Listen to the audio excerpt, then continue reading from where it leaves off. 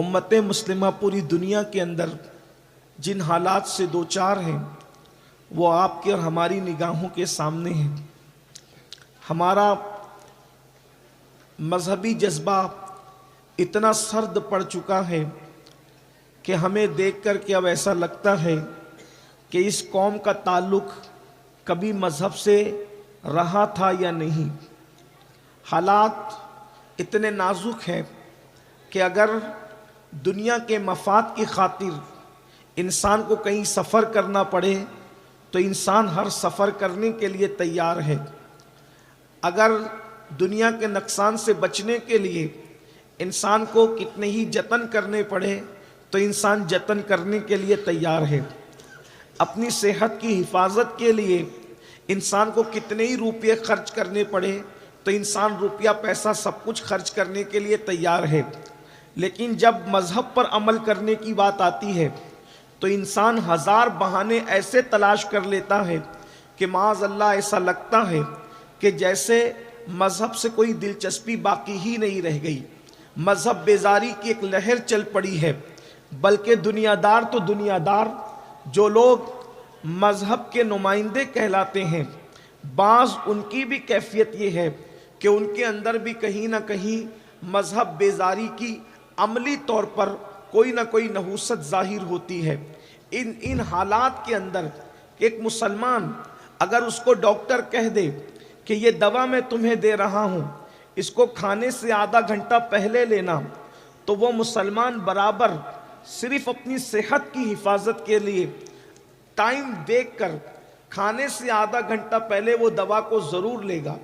اگر ڈاکٹر کہہ دے یہ دوا سونے سے 2 گھنٹہ پہلے تمہیں لینا ہے تو آدمی ٹائم دیکھتا رہے گا اور برابر نیند سے اور سونے سے 2 گھنٹہ پہلے اس دوا کو لینے کی کوشش کرے گا۔ آپ مجھے بتائیں میرے بھائیوں، ہم نے صحت کی حفاظت کے لیے اور اپنی جان کی حفاظت کے لیے ایک ایک سیکنڈ کا خیال کیا، ایک ایک منٹ کا خیال کیا۔ اگر ڈاکٹر نے کہا آدھا گھنٹہ پہلے کھانے سے دوا لینا تو ہم برابر لے رہے ہیں۔ اللہ اکبر، گھر سے ٹوپی لے کر لینا تو ہم بھول سکتے ہیں، لیکن کسی کو اگر بلڈ پریشر ہے تو وہ دوا لینا نہیں بھولتا، سفر میں بھی ساتھ ہے۔ شوگر والا دوا کو ساتھ لے کے چل رہا ہے، مجھے کوئی اعتراض نہیں، بہت اچھی بات ہے، لیکن پوچھنا یہ ہے کہ جسم کا ہم اتنا خیال کرتے ہیں، کیا اتنا ہی خیال ہم اپنی روح کا بھی کرتے ہیں؟ دنیا کے ڈاکٹر نے ہمیں دوا لینے کے لیے پابند کیا تو بارش بھی نہیں دیکھی جا رہی ہے، سردی بھی نہیں دیکھی جا رہی ہے، گرمی بھی نہیں دیکھی جا رہی ہے، کچھ نہیں دیکھ رہا انسان، لیکن ڈاکٹر کی بات پر برابر عمل کر رہا ہے۔ اگر میں ڈاکٹر کی بات پر عمل نہیں کروں گا تو صحت خراب ہو جائے گی، مزید بیمار پڑ جاؤں گا۔ اللہ اکبر، کوئی سوچتا ہے کہ کڈنی نہ فیل ہو جائے، کوئی سوچتا ہے کہ فالج نہ لگ جائے، کوئی سوچتا ہوں کہ یہ نہ ہو جائے وہ نہ ہو جائے، لیکن اللہ کے بندو، روح مسلسل مجروح ہو رہی ہے، روح مسلسل کمزور ہو رہی ہے۔ اللہ اکبر، روح جسم کے اندر بے چین اور بے قرار ہو رہی ہے۔ اللہ رب العزت نے بھی تو کچھ کرنے کا حکم دیا، احکامات کا پابند بنایا۔ ڈاکٹر کے حکم کو ماننے والوں، اس کے مشورے پر عمل کرنے والوں، اس کی دی ہوئی دوا کا استعمال کرنے والوں، کیا اپنے رب کے احکامات کے حوالے سے بھی ہم اتنے ہی حساس ہیں؟ اللہ اکبر، یاد رکھنا، ایک جسم مرے گا تو جسم مرنے سے اتنا نقصان نہیں ہوگا جتنا روح کے مجروح ہونے سے نقصان ہوگا، جتنا روح کے کمزور ہونے سے نقصان ہوگا۔ اور آپ دیکھتے چلے جائیں، روح کمزور ہو رہی ہے، دل سخت ہو رہے ہیں، اسی لیے انسان گناہوں کے دلدل میں ڈوبا جا رہا ہے۔ اور انسان کہتا ہے کہ مولانا کیا کریں، حالات تیزی کے ساتھ بگڑ رہے ہیں، حالات بدل رہے ہیں، یہ ہو رہا ہے وہ ہو رہا ہے۔ حالات کا رونا رونے والوں، جو قوم ڈاکٹر کی بات کو تو اہمیت دے اور اپنے اللہ کے فرمان کو اہمیت نہ دے، اس قوم کے حالات نہ بگڑیں گے تو کس کے بگڑیں گے؟ اس قوم کو تباہی نہ ہوگی تو کس کو ہوگی؟ اس قوم کو بربادی نہ ہوگی تو کس کو ہوگی؟ آئیے ڈاکٹر کی باتیں ماننے والوں بالکل ماننا چاہیے، لیکن میرا اللہ بھی تو کچھ فرما رہا ہے۔ اللہ اکبر، میرا کریم اللہ اللہ جس نے کان عطا فرمائے، جس نے ناک عطا فرمائی، جس نے زبان عطا فرمائی، جس نے آنکھ عطا فرمائی، اس کے کلام میں وہ فرماتا ہے اللہ اکبر ان السمع والبصر والفؤاد کل اولئک کان عنہ مسئولا۔ اللہ اکبر، میرا اللہ فرما رہا ہے تم سے پوچھا جائے گا، تم سے سوال کیا جائے گا۔ کیا سوال کیا جائے گا؟ اللہ اکبر، تمہاری سماعتوں کے بارے میں کہ تم نے کیا سنا تھا، تمہاری سماعتوں کے بارے میں اللہ تم سے حساب لے گا۔ تمہاری بصارتوں کے بارے میں تم نے دیکھا کیا تھا، اللہ تم سے حساب لے گا۔ اللہ اکبر، تمہارے دل کے جذبات کیا تھے، ایک دوسرے کے لیے تم سوچتے کیا تھے، تمہارے دل میں کیا چلتا تھا، اس سلسلے میں اللہ تم سے سوال پوچھے گا، تم سے سوالات کیے جائیں گے۔ اب آپ مجھے بتائیں، اللہ رب العزت نے آنکھیں دی ہے لیکن آنکھوں کا مس یوز کرنے سے منع کیا ہے۔ اللہ نے کان دیے ہیں، کانوں سے غلط سننے سے منع فرمایا ہے۔ اللہ نے دل دیا ہے، اس دل کے اندر غلط سوچنے سے، حرص سے، حسد سے، بغض سے، کینے سے اللہ نے ہمیں منع فرمایا ہے۔ آپ مجھے بتائیں میرے آقا صلی اللہ علیہ وآلہ وسلم کے پیارے دیوانوں، ہم اللہ کی باتوں پر کتنا عمل کر رہے ہیں؟ آپ کو ایک بات بتائیں، اللہ اکبر، آج ہر انسان تقریباً 90% لوگ، غریب ہو یا امیر، اللہ اکبر، ان پڑھ ہو یا پڑھے لکھے، سب لوگوں کا ایک مسئلہ ہے، مولانا سکون نہیں ہے، مولانا چین نہیں ہے، مولانا قرار نہیں ہے۔ آپ مجھے بتائیں، چین تو دل میں آتا ہے، قرار تو دل میں آتا ہے، سکون تو دل میں آتا ہے۔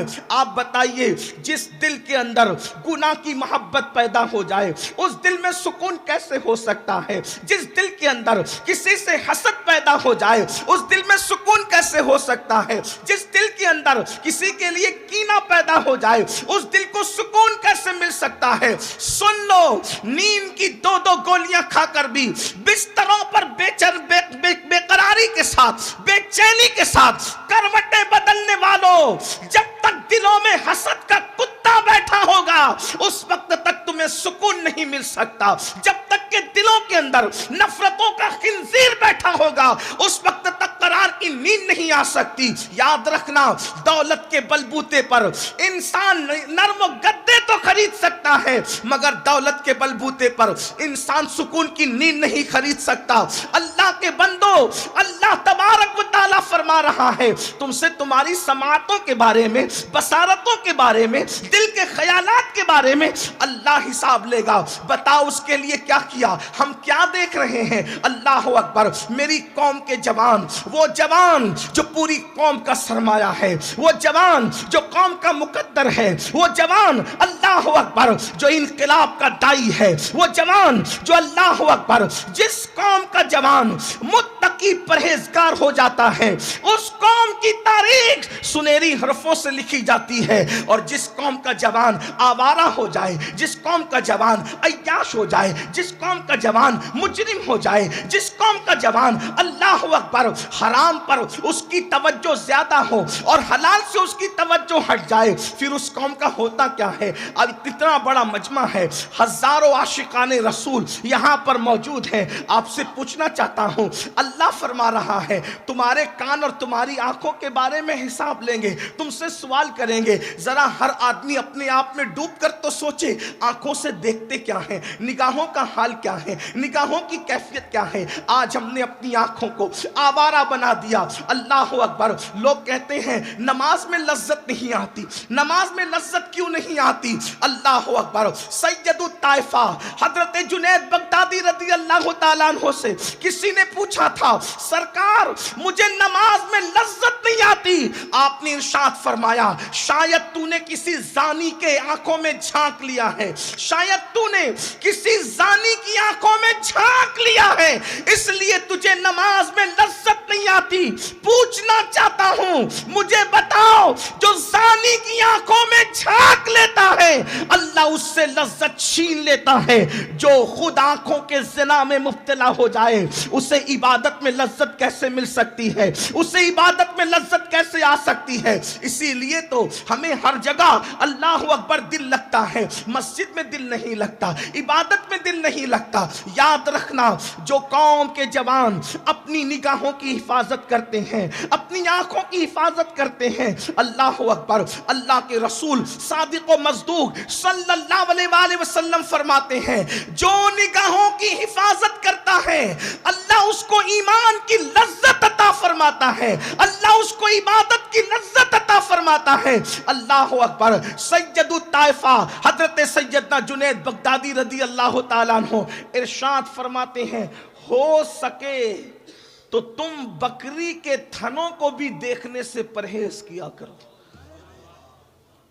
یہ تقوی سے قریب ہے. آپ مجھے بتائیں, جو صوفیہ ہمیں بکری کے تھنوں کو دیکھنے سے بھی بچنے کی بات کرتے ہیں, کہتے ہیں کہ یہ تقوی سے قریب ہے. سید الطائفہ حضرت جنید بغدادی فرماتے ہیں, جس کو علامہ ابن الجوزی نے بیان فرمایا, کیا اگر عورتوں کے کپڑے سوکھ رہے ہوں, دوپٹے اور ان کے کپڑے, تو ان کے سوکھتے ہوئے کپڑوں کو دیکھنے سے بھی بچا کرو, یہ تقوی سے قریب ہے. اس لیے کہ ان کے سوکھتے ہوئے کپڑوں کو, ان کے کپڑے جو پڑے ہوئے ہیں, اس کو دیکھنے سے بھی دل کے اندر پاپ اور گناہ کا جذبہ جنم لے سکتا ہے. آپ مجھے بتائیں, جس مذہب میں بکری کے تھنوں کو دیکھنے سے بچنا تقوی کے قریب ہے, جس مذہب میں عورتوں کے سوکھتے ہوئے کپڑوں کو دیکھنے سے رکنا یہ تقوی سے قریب ہے. ایک بات اور سن لیں, حضرت سیدنا عیسیٰ علیہ السلام نے فرمایا, عورت اگر کسی جگہ پر بیٹھ جائے اور اس کے بیٹھنے سے اس کے جسم کی گرمی کی وجہ سے وہ جگہ گرم ہو جائے, تو جب تک کہ وہ جگہ میں گرمی اس عورت کے جسم کی باقی رہے, اس وقت تک مرد اس جگہ پہ نہ بیٹھا کرے. یہ تقوی سے قریب ہے, اس لیے کہ اس کی گرم جگہ پر بیٹھنے سے بھی دل کے اندر زنا اور گناہ کا جذبہ پیدا ہو سکتا ہے. آپ مجھے بتائیں, جو مذہب تقوی کی بنیاد پر بکری کے تھنوں سے احتیاط کا حکم دے, جو مذہب تقوی کی بنیاد پر عورتوں کے سوکھتے ہوئے کپڑوں کو دیکھنے سے پرہیز کا حکم دے, جو مذہب عورتوں کی بیٹھی ہوئی جگہ جب اس کے بیٹھنے سے گرم ہو جائے اس کو اس جگہ پر بیٹھنے سے پرہیز کا حکم دے, اگر آج اس قوم کے جوان زنا کی فلمیں رات کے 3 بجے تک دیکھیں تو پھر اس قوم کا کیا ہوگا؟ اس قوم کو ترقی کیسے ملے گی؟ میں کسی اور کی بات نہیں کرتا, اپنے آپ میں ڈوب کر سوچو. مجھے نہیں پتا تم کیا کرتے ہو, لیکن اپنے آپ میں ڈوب کر کے سوچو, ذرا توجہ تو کرو. اللہ تمہاری آنکھوں کے بارے میں تم سے پوچھے گا کہ تم نے کیا دیکھا ہے اور کیا دیکھ رہے ہو. یاد رکھنا, مولوی صاحب کو دھوکہ دینا آسان ہے مگر مولا کو دھوکہ نہیں دے سکتے. اس لیے نگاہوں کی حفاظت کرو, اور یہ بھی یاد رکھنا, جو اپنی نگاہوں کا غلط استعمال کرتا ہے, اللہ کے رسول صلی اللہ علیہ وآلہ وسلم فرماتے ہیں, قیامت کے دن اس کی آنکھوں میں آگ کی سلاخیں ڈالی جائے. آگ کی سلاخیں. آج اس معاملے میں ہمارا جوان بڑا کمزور ہے. آنکھوں کو ہم نے معاذ اللہ آوارہ کر دیا. ہم جب لوگوں کے درمیان ہوتے ہیں تو ولیوں کی طرح بات کرتے ہیں, اور جب ہم تنہائی میں ہوتے تو ہماری کیفیت کیا ہوتی ہے. آئیے ایک حدیث پاک سنیے اور اس کے بعد میں اپنی گفتگو کو مکمل کروں. اللہ اکبر. ایک دن اللہ کے رسول علیہ السلام نے جنت نعیم کا ذکر فرمایا. 8 جنتیں ہیں. جنتیں کتنی ہیں؟ 8. جنت الفردوس ہے, آپ نے سن رکھا ہے. اسی طرح جنت میں ایک جنت ہے جسے جنت نعیم کہتے ہیں. جنت نعیم. اور جب اللہ کے رسول صلی اللہ علیہ وآلہ وسلم نے جنت نعیم کا ذکر کیا, اس لیے کہ حضور تو وہ جنت دیکھ چکے تھے.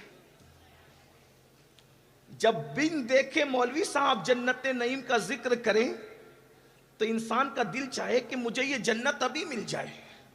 جب مولا مصطفیٰ جان رحمت نے جنت کو دیکھ کر جنت کا ذکر کیا, اور پھر حضور کی گفتگو کی بات کیا ہے, اللہ کے رسول علیہ السلام کی گفتگو کا انداز کیا ہے, میرے امام کہتے ہیں میں نثار تیرے کلام پر، ملی یوں تو کس کو زبان نہیں، وہ سخن ہے جس میں سخن نہ ہو، وہ بیاں ہے جس کا بیاں نہیں، فصحا عرب کے بڑے بڑے تیرے آگے یوں ہے دبے لچے، کوئی جانے منہ میں زبان نہیں بلکہ جسم میں جان نہیں۔